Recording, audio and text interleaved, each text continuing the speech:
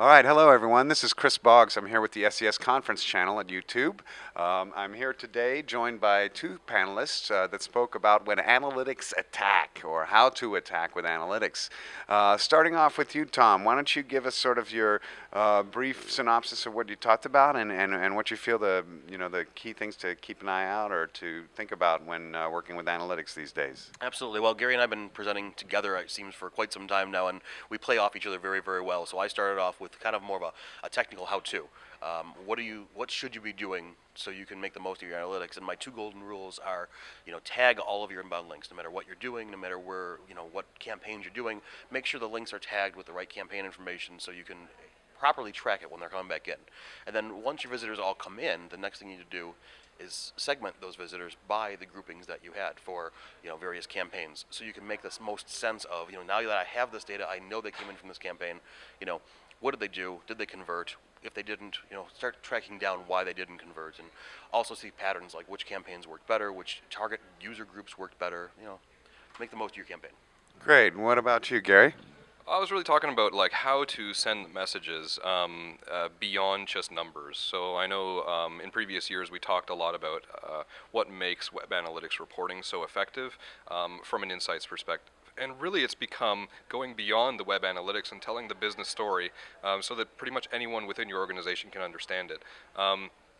From a holistic standpoint, obviously it involves a lot of different people, so I know that I spent a lot of information, a lot of time trying to paint the story about how we involve various groups to find information, get tags in place so that we can properly measure involvement on our websites and digital properties, so that at the end of the day we can come down to the base numbers that executives are interested in, and that is how much money did we make, how much cost did we avoid, and how did we impact customer satisfaction in a good way. Great. So one more question. Over the years, we've often wondered how to make analytics more actionable. What is the number one I guess, scuttler of that? What stops that from happening? And if there's one thing that you could change that you've seen across a number of organizations, what is that? I think understanding and education, and honestly, because people go and they'll say, "Here's the data that I got out of whatever tool that I use. Here it is." And people don't take the time to actually investigate it, look at it. You don't have to be a data analysis geek. You don't have to be doing ANOVAs or correlations, although they're nice to have. Just do something that makes sense. Look at the information. You got it in groups. You've got half the story right there. Figure out what's happening and make some kind of recommendation. If you're wrong, you're wrong. But at least make the effort to go do that and be informed about it. And your thoughts? Yeah, I can totally echo what Thom is saying. I think in general, the insights practice is too technical for our audiences. So sometimes just getting people in a room and presenting the data to them in a way that both explains and brings it to their particular business goals is what you want to do. So you want to send a message where, this is what we did well. This is where I see some opportunity in the future for our next campaign, as an example, and these are our next steps, right? So framing it up in that way, all of a sudden takes a lot of data and makes it actionable. Okay, I lied. One last quick question.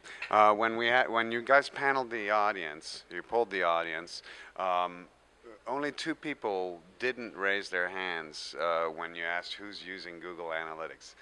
Is Google Analytics, I mean, is everyone going to have to move towards that? I know that your company uses Omniture or Adobe, and I know that you've had plenty of experience, but you have to conform or I'll tell you, it seems up here in Canada, in Toronto at SES, we poll the audience all the time, and I've never seen as much of a response for Google Analytics. I taught a class yesterday before this session, and the entire room minus one person used Google Analytics, and that was 24 strong as well. So maybe it's an issue up here, the smaller businesses, the medium-sized businesses here, I don't know, but it's certainly everybody's moving toward it. I'll say this much, I've worked a lot with a couple open source groups who do analytics, and they're all trying to mimic and play catch up with Google Analytics, and sometimes they get ahead, and then Google Analytics will throw like 5 more features out there. They're doing incredible things with multi-channel attribution and the big data stuff. You can't match the power of their engineers.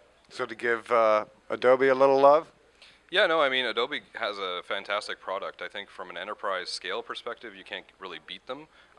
What I would say is, Google Analytics, for all of the features that they offer for free, they are really doing what we said, should happen in the industry.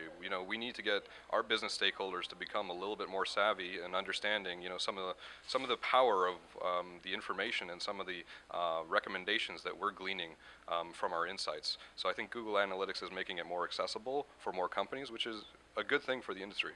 There you have it. Google Analytics is forcing us to get smarter.